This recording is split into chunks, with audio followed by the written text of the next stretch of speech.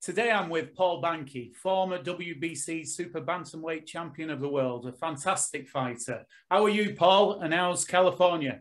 I'm good in California. I'm Pasadena, California. I'm good. It's 7:14 in the morning right now. I just left the AA meeting. I'm walking toward the bench so I can sit down and talk to you. I'm good, thank you. Thank you for letting me come on. Oh, that's great. That's great. Now I want to get straight into your boxing journey. And there's four fights in particular that I want to ask you about. The first fight was when you was an amateur and you boxed for Team USA against the Irish boxer Jerry Duddy. That was a great fight. What are your memories of that fight? Oh, Jerry was a tough fighter. It was a tough cookie. It was a little banger. And I'm not gonna lie, I like to bang. Back then I was boxing. I did more boxing back then. I like to bang, but Jerry was like, we were whacking, we were going at it. And Jerry was good people, man. I mean, after we were a very respectful man. You know what I'm saying? It's fun. And we had Michael Nunn on this. We had Michael Nunn on a fight. World champion Michael Nunn came. Mark Breeden was on her. Now this is Paul Banke. He's from Azusa, California, and he's in the ring against the Irish boxer Jerry Duddy. 10-9, hands up. Second round underway. Referee is from Ireland. In the first round, they were pretty even for the first half of it, and then Banke stunned Duddy late in round one for a standing 8 count and takes the action to him right here early in the second round. You can always look for brisk action when Ireland meets the United States, and here's an early example today in Concord, California. But Banke seems to be motivated by the fact that he did sting Duddy late in the first round and is punishing him here in round two. Jerry Duddy is the runner-up of the Irish Championships. He has already beaten the United States in 2 of 5 previous bouts against him, and he's got his hands full with Banke here.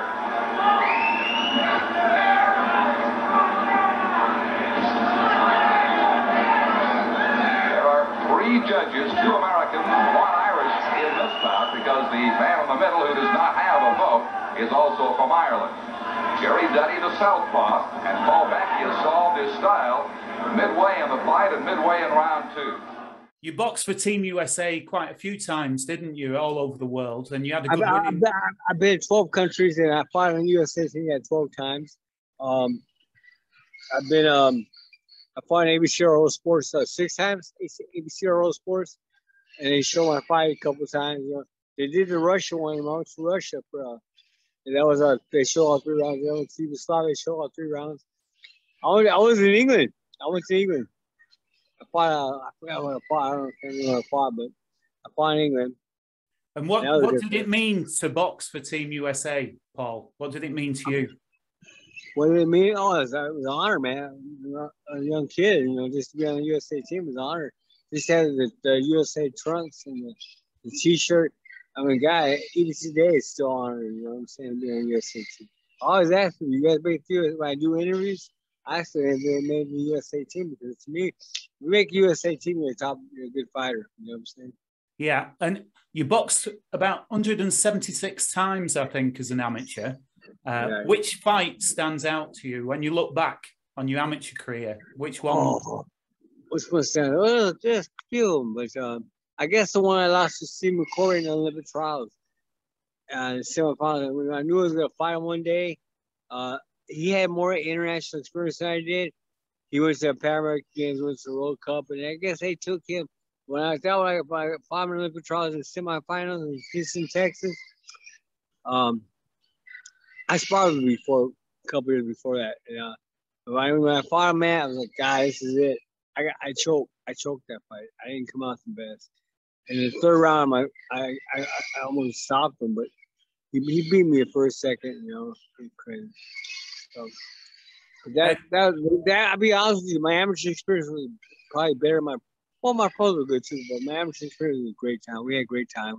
Mike Tyson, Van Holyfield, Pernell Whitaker, Benny Pazzani, all these world champion fighters. You know, we all respect each other. You know? Greg Bull was up there coming up and everything. All those guys. Now, I'm pushing it on quite a bit because I could talk to you all day, Paul, but I'm just trying to push the questions on that. You turned professional. You had a couple of setbacks. But then you won a tournament, didn't you, in Los Angeles? And then that pushed you on towards the world's first world title shot against the great Mexican Daniel Zaragoza. What's your memories of that first one? Of the first fight? Well, the first fight was a great fight. You know, I was young. I was too cocky. I was cocky. I want to fight this guy. That's the guy, the older guy. And I went at him, and you know, but he proved me wrong. You know, it was a good fight. It was a close fight, but I think he won but he, you know, you gotta give respect to the champion. I didn't take enough to him, but I respect him. That's and man, it's the second time I fought him, April 20, a year later, April 23rd, 1990. I fought him again. I was ready for this time. I knew it, and I tasted this time. That first one, Paul. What I'm interested in, that's a big setback. Your world title, you could think this chance may not come around again. Fortunately for you, it did. How devastating was it to lose, and how hard was it to pick yourself back up? Oh my God, that's a good question. No, it was devastating. It was. Like you said, I didn't think I'd ever get another shot again. And just I mean, there's guys that boxed for 20 years, they don't even get to be a top contender. I got an opportunity to fight for a world title. It was a blessing. You're right. And I thought I blew it. But then I got a chance again. So, you know, it was great. It was great experience. The whole thing, great. Decision. Judging ringside, Newton Campos scores about 116-110, Zaragoza. Judging ringside, Guillermo Ayón scores the bout 115-113, Paul Banke. Judging ringside, Chuck Giampa scores the bout 117-110 in favor of the split decision winner and still champion Daniel Zaragoza. Zaragoza got the decision. What I'd like to mention is doing these interviews, I look into people's careers and watch the fights and anything on YouTube, and watching your fights is an absolute pleasure because you're a real fan-friendly. I'm not just saying that. You definitely came to fight. I love what one journalist said, that in a boxing match, sometimes a fight breaks out. In Paul Banke's fights, a fight always breaks out. And I know exactly what he means after watching. Was that what you was like? Did you love to be a warrior in that ring? Oh, I loved it. I mean, I love fighting, you know. I was a crowd pleaser. I love the bang. You know, it was my thing. I got a lot of boxing experience, a lot of boxing skills, but if I'm gonna get hit, I might as well go head on and go fight right away. You know, jump in. You know, that was just my style. It worked for me. And you're very well known in Los Angeles boxing scene, and you sparred with a lot of great fighters, didn't you? Robert Garcia, Freddie Roach, and I think you had Juan Laporte in one of your camps, who one of my favourite fighters after he boxed Barry McGuigan. I always followed him. What was it? How strong was he as a fighter? Who, Laporte? Yeah. Well, Laporte was strong. He was a smart fighter. Very, very. He would share with stuff that he done in boxing. Guy, he was very tricky. I mean, I don't want to say he was just very skilled and very how would you say? Yeah, tricky. He does stuff, make you how to move. He show me moves. There's how to step on people's toes. He's very tricky, man. He'll step on your toe and throw a punch at you. He's very, very. Juan was great, man. Juan was great and a good person, man. Juan was really good, man. I love Juan to death. I love Juan. And he gave Julio Cesar Chavez a great fight, didn't he? Yeah, and Juan was young back then too. I mean, it was a good fight, and it was 15 rounds back then too. It was 50. Yeah, and he also fought.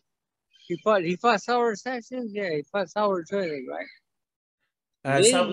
I'm not sure. He fought Eusebio Pedrosa. I know he boxed Pedrosa. Oh yeah, Pedrosa back in fight. Yeah. Which boxers did you like to watch, Paul? Back then, when you was boxing, and which now do you like to watch? Well, back when I started boxing with Sugar Leonard, of course, Sugar Leonard was, you know, but Ali, Duran, of course, great, Lexus as well, all these great champion boxers. You know, I looked up all these world champion boxers. I looked up Ali, you know, Freddie, everybody, Matthew Salman, Muhammad, you know, every fighter. That young fighter, there's so many young champions out there. I don't even know who's who now these days. You know? I'm a big fan of Mikey Garcia. All my friends say, "Damn, Paul, you kicked Mikey's butt." But Mikey is so damn cool. Mikey, he'll come out and reach out and just come talk to me. Mikey's just that kind of person. Really good people, make you feel real comfortable. You know, they welcome me to his house. I done an interview like 9, 10 times on Mikey. Just a really good person. But I'm a big fan of everybody, you know. And I know you went watching somebody who I interviewed, Richard Torres Jr. Right. He could be a big name in boxing, couldn't he? Well, he already is, winning the silver medal, but in the pro game, he could be big as well. Right. No, Richard Torres is good. They're doing him right. They're taking him time. You know, you can't just jump on right away. You know, you got to take his time and let him climb, let him learn, and pay his dues. Richard's a great fighter. I love Richard. I love his dad. I love his grandfather. I love his uncle. Richard was is well spoken, good looking kid, clean cut. You don't trash talk, and very proper guy. And he goes out there and talks and shares the kids in high school. Good stuff. I mean, and we need that in boxing. I mean, we got people talking smack all the time and stuff, but he's a good person for boxing. He's good for boxing. Yeah. Definitely. It was a pleasure to interview him, as it is with you. And going to the main night of your boxing career, like you mentioned before, April the 23rd, 1990, when you got that rematch against Daniel Zaragoza, and you boxed like you was possessed, didn't you, that night? I thought you nearly had him out in the first round, but you wouldn't be denied that night, would you? What a great victory that was. Oh, I mean, of course, it still I made history that day. You know, I can. The best thing ever happened to me. You know, I mean, everybody has dreams about having kids or having a job or a house. My dream is to become a world champion. And when I accomplished that, April 23rd, 1990, at 26 years old, my ears popped when I became world champion. I never forget when they stopped it. My ears popped. And it was like, oh my God, it was like a dream. It got scary. Life got scary for me because I accomplished my dream at 26 years old. Wow. It was like, wow. It was weird. I wish I would have rode it a little longer, but I didn't ride that long. Then at the end of my career, that's how I started getting back into the drug scene, all that crazy stuff.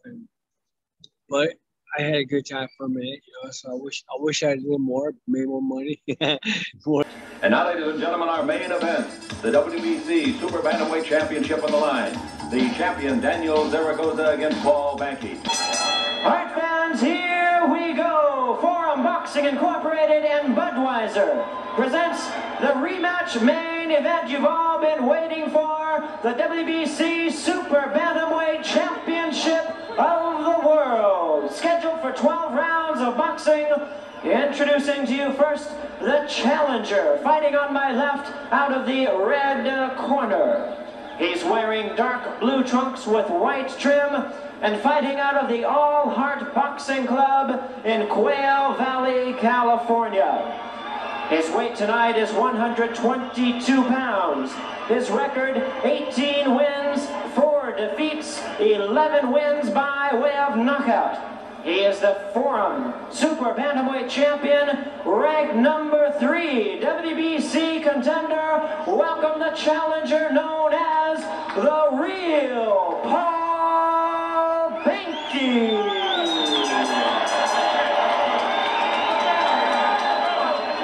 And his opponent across the ring on my right, fighting out of the blue corner, is the defending champion.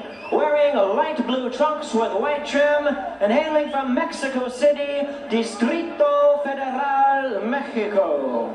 His weight tonight is the same, 122 pounds, with a veteran record of 39 wins, 4 defeats, 1 draw, and 19 wins by way of knockout. Introducing the defending WBC Super Bantamweight Champion of the world, Daniel Zaragoza. The referee in charge now to give instructions, John Thomas.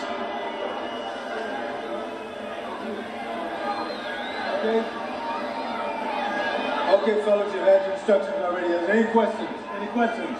Okay, let's box. John Thomas, a referee, and few men in the world have ever refereed more championship bouts. Zaragoza at 5'8" and Banke 3.5 inches shorter. The weights are identical at 122. Zaragoza is 3 years older. He's got a 3-inch reach. They're ready to go for their second match within a year. They fought in June of last year, and it was, as the two southpaws come to the center of the ring, Zaragoza winning a 12-round split decision. There was one knockdown in the fight that was scored by Banke in the 9th round, and it seemed to ignite Zaragoza. Banke did not fight an intelligent fight by his own admission. Well, after that 9th round check, when he had his opponent down, the champion down, he thought this fight was over. But that's part of growing up. You don't have it. The fight is not over. You just begun the fight. You've got to learn to close that stroke and take the fight to the title, to the champion. Zaragoza won the title February the 29th, 1988. He got it on a 10th round technical knockout over his good friend Carlos Zarate. This is his 6th defense of the 122-pound title. The last time he fought Banke, it was his 3rd defense. After that, he fought an over-the-hill Frankie Duarte, a lovely man, but was no opponent at all for Zaragoza. And on December the 3rd, Chan Young Park lost a 12-round decision to Zaragoza as Banke keeps the pressure on in round number 1. I think Paul Banke's fight plan should be out and box Zaragoza. Don't exchange punches because Zaragoza's landed some bombs already in this round, Chick. Zaragoza didn't get where he is without landing bombs. Ironically, he's one of the few great Mexican fighters. Oh, good left hand scored by Banke, and Zaragoza hangs on. You've got the challenger in front. There are so many cuts on the face of Zaragoza, it's unbelievable. Round number 9. In case you joined us late, this is a 12-round WBC Super Bantamweight Championship bout. The weight is 122 for each man.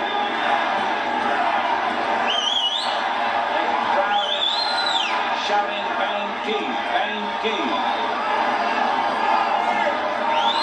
And I'm sure there's a lot of people there shouting Goza, Goza for Zaragoza. Oh, there's a cut beneath the right eye now of Daniel Zaragoza. That could be a real battle. It looks very deep from here. But fortunately below the eye, you're not very often going to get a fight stopped. On the ropes, Zaragoza absorbing punishment here in round 9. And a different tempo to start the round by Banke. He has come out very, very strong in this round.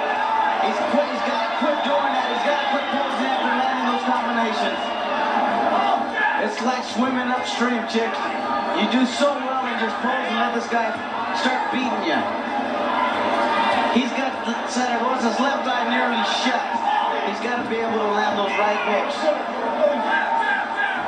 This is not an easy fight to referee, but the superior work of John Thomas has never been more in evidence. Right above us now. The champion getting himself shot in zone. And here's Banke fighting back. Zaragoza covering up. Zaragoza appears to be in trouble, but he fights off of the ropes. A left hand put him down. Just like the last meeting. In June, he knocked him down in the 9th. He knocks him down now. He properly answers the questions of John Thomas, and this could be a 2-point round unless Zaragoza can counter with a knockdown of his own. Now let's see if Paul can capitalize again. Legs are wobbly. Take it easy, Wolf. And Zaragoza says, come on, you're not going to beat me unless you knock me down. Boy, is he tough. Banke's hitting with everything but the ring post. The referee has to determine when a man cannot defend himself. That has not come into play at all yet. Zaragoza is defending himself. He's awfully hurt, Chick. I know it. Those body shots have hurt him. He can't see. I don't think he wants to continue. He's not able to. That's it. He's out. That's it.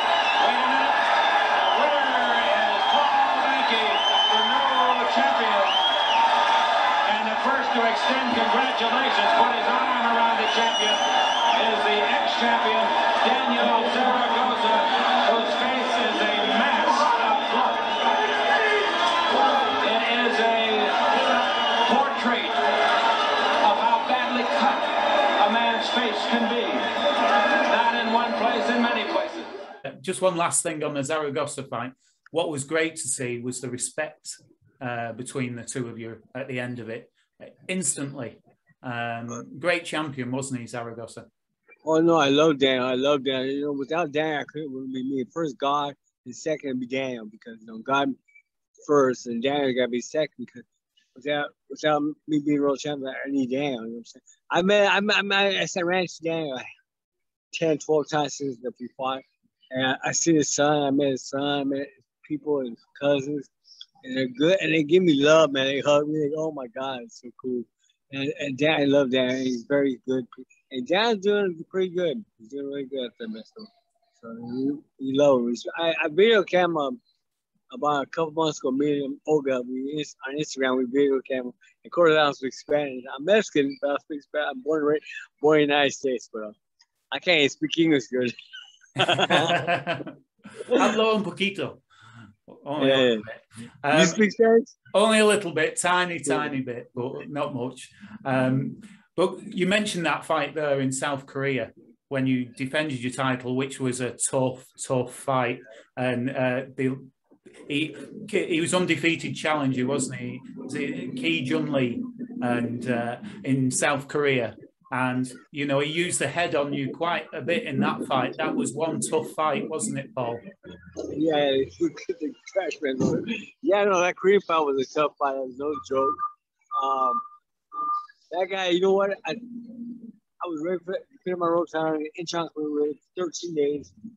I was ready for that fight, but I don't back up in that fight. I don't back up at all. And that Korean guy backed me up for the whole 4 rounds. Yeah, and that was in hostile territory as well, wasn't it, in South Korea?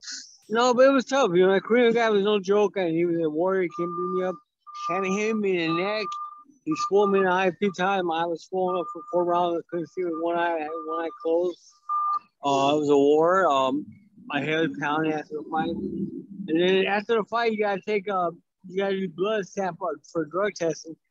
And I couldn't piss. I couldn't go pee for a while because he hit my body like crazy. When I for the drug test, it came out my urine came out all bloody and stuff. It was a tough fight. It was a war. I had my cousin Matt Couar stay with me overnight to make sure I was okay. And I mean, he did that because my head was swollen up. It was a tough fight. It was a really tough fight. Yeah. But thank God I won that fight. It was a great fight. 어렵게 가겠습니다. 네. 그러나 전체도 이런 거는 밀어붙이는 것이요. 목을 눌러서 당겼던 폴뱅키. 네, 밀어붙인 것도 있습니다만 그만큼 또 이기준 선수도 힘이 많이 탈진된 상태거든요. 자, 정신력으로 이것을 잘 어떻게 견디면서 주먹이 나갈는지요. 네. 자, 마지막 받아치고 있는 폴뱅키. 그렇죠. 지금 마지막 또 폴뱅키 선수도 네. 이게 뭐 마지막 기회거든요. 그렇습니다. 네. 챔피언의 마지막 저항. 접근하고 있는 리기준. 사력을 다하는 리기준.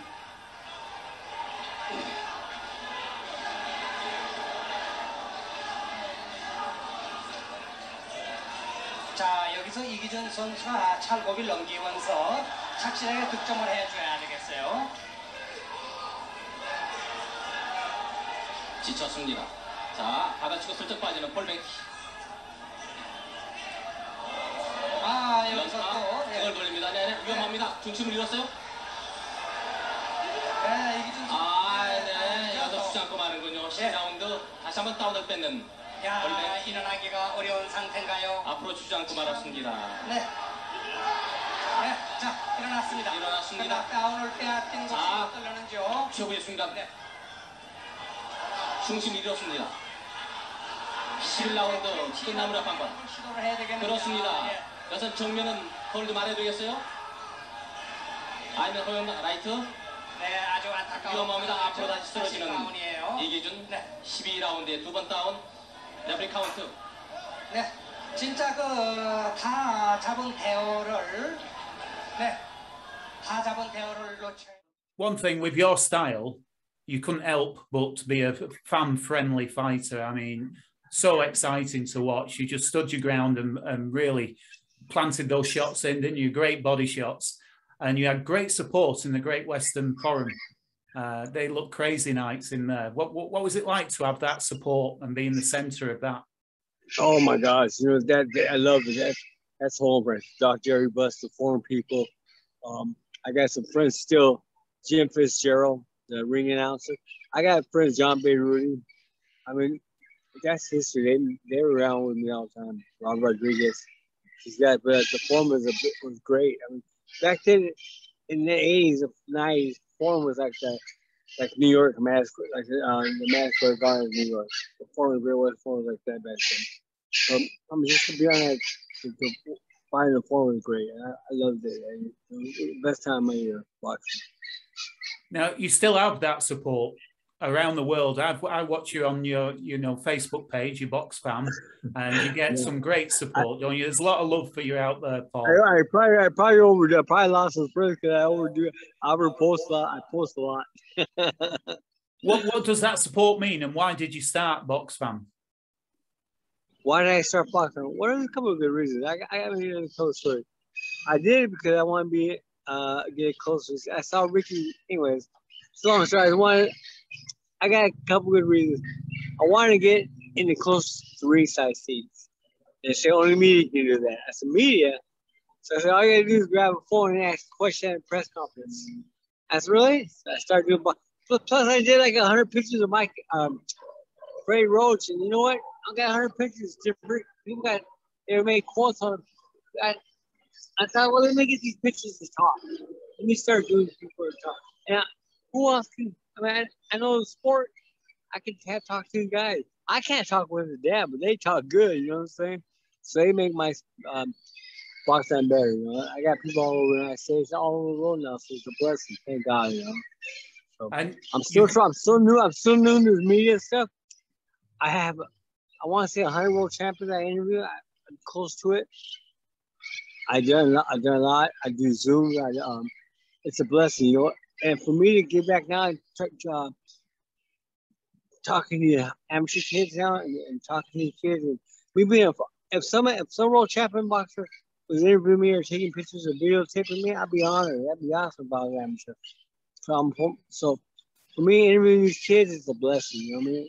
I support them. You know what I'm saying? It's giving back. You know, giving it back. You know what I'm saying? I love what I do. You know, it's not always about me. It's about these kids. You know, even though I'm always doing the video. You know what I'm saying?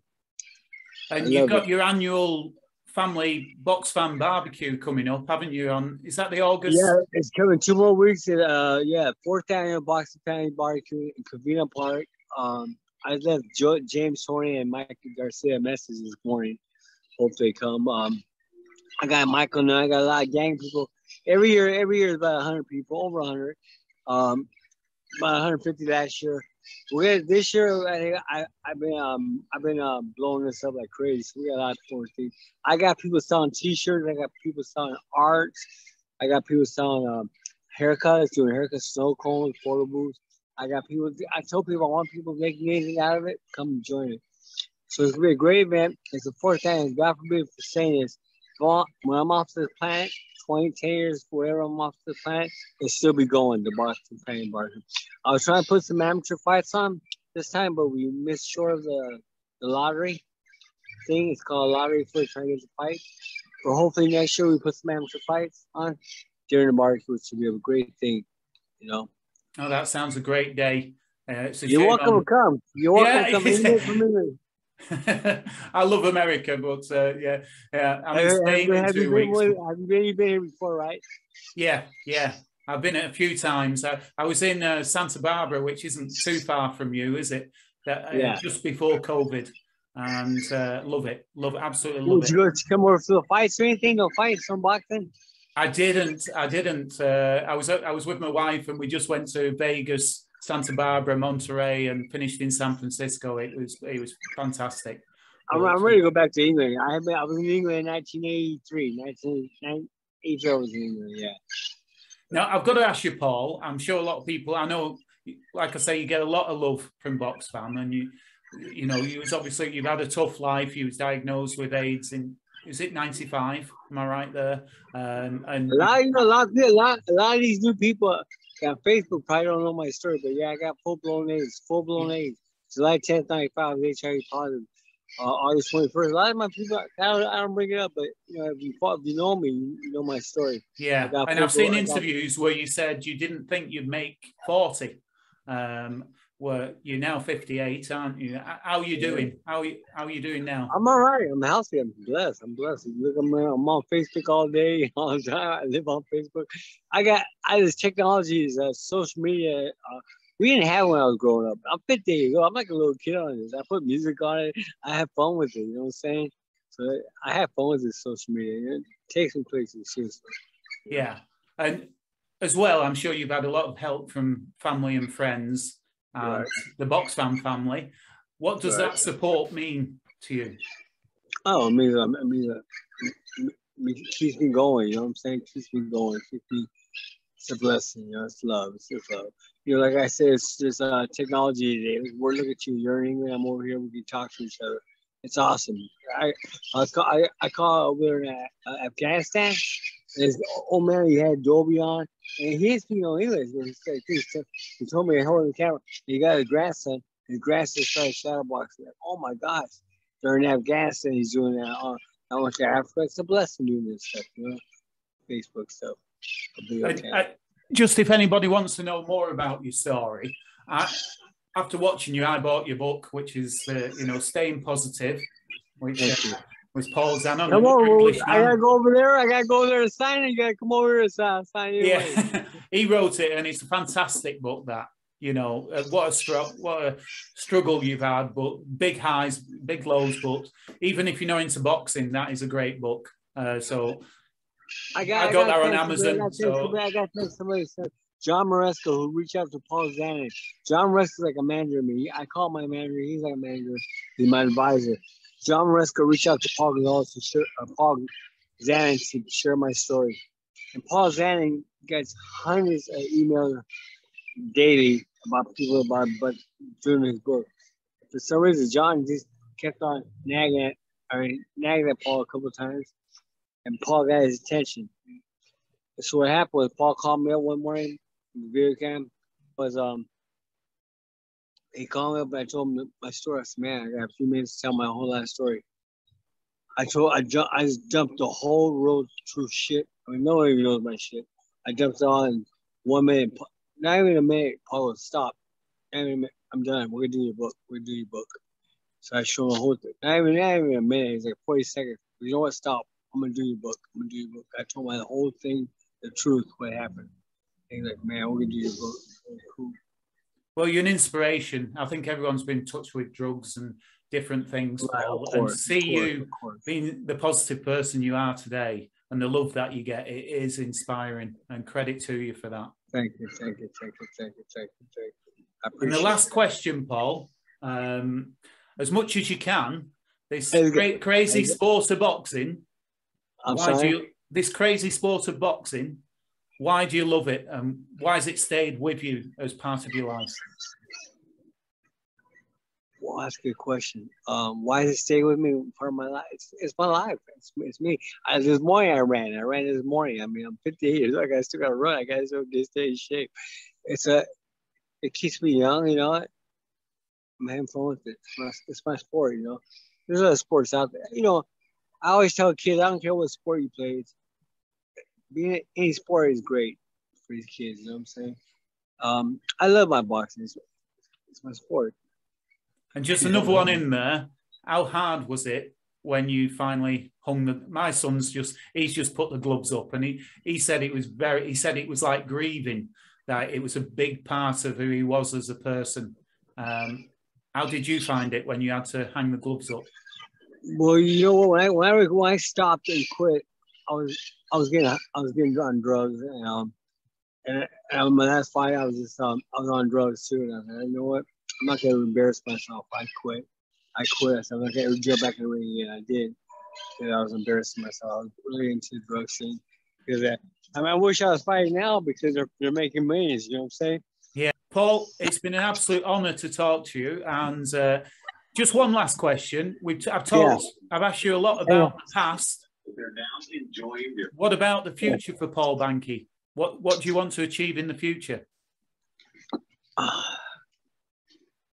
That's a good question. But I want to. I don't know. I want this box stand to blow up. I'm not gonna lie. I want this box stand to blow up. I don't know. I mean, I love a little bit of trainer, but you know what? People think I'm a world champion boxer. Oh, Paul, you'd be a great trainer. No, it's not true. It's two different stories. Become a world champion boxer. To be a trainer is hard. It's the difference. I'd love to be a trainer, but it's just all right. It's too late now in the game, you know. I don't know. I'm doing pretty good at the box stand thing, and I'm hopefully it goes better and better. It gets bigger and better, you know. Yeah. And you could be a dog trainer. I've seen you with your dogs. You spend a lot of time with those, don't you? I gotta love my dog. My dog is my babies, you know. I had one for 16 years. We put her to sleep last month of June 16th. And that was hard. I had for 16 years and I put her away, put her down. And that hurt me. And then brought back my son's death too, you know, at the same time too. Because my son passed away a year ago from an overdose. And it was hard. I was a little messed up. My two dogs here I got right now, they're depressed too for a while too, so it was sad. But I'm good now, you know, life is good, you know, it is what it is. Yeah. Well, I appreciate it. I appreciate this interview. I appreciate people. Oh, you're very welcome, Paul. I mean, your story, like I said, you're inspiring, and it's great. You look really well. So, you know, I wish you all the best and good luck with the barbecue and BOXFAM. All the best. Come. Take care, sir. Okay, I appreciate it. Thank you very much.